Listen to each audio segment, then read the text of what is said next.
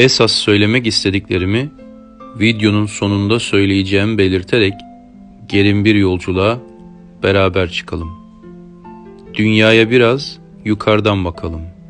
100 kilometre, 1000 kilometre, 10.000 kilometreden ancak dünya görünüyor. 100.000 kilometre ve 1 milyon kilometrede ancak ay.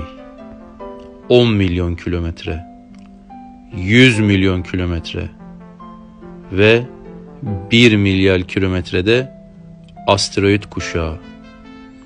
10 milyar kilometre ve 100 milyar kilometrede cüce yıldızlar.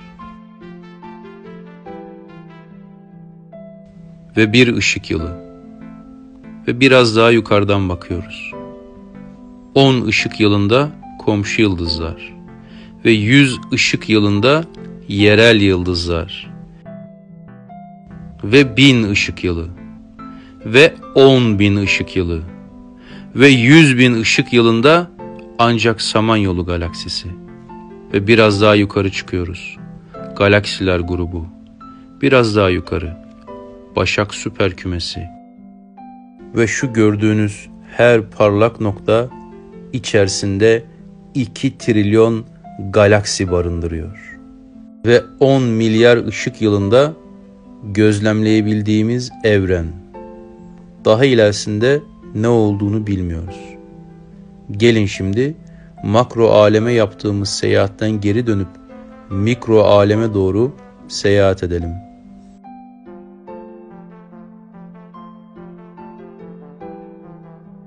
Bir gözün içerisine girelim.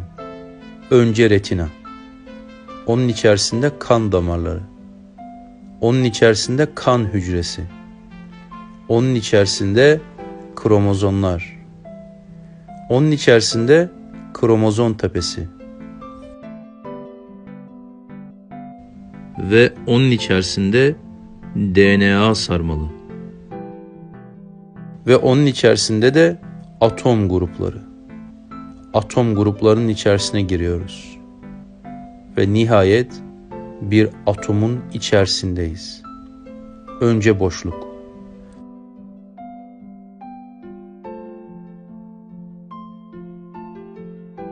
Biraz daha ilerlediğimizde atomun çekirdeğini görüyoruz. Ve biraz daha içine girdiğimizde proton ve nötronları görüyoruz. Onların içerisine girdiğimizde kuarkları görüyoruz. Ama biz burada bu yolculuğa bir ara verip kendimize şunu soralım. 5 dakika nefes almadan ölecek olan, kalbi durduğunda ölecek olan insanlardan mı korkalım? O insanlardan mı yardım bekleyelim?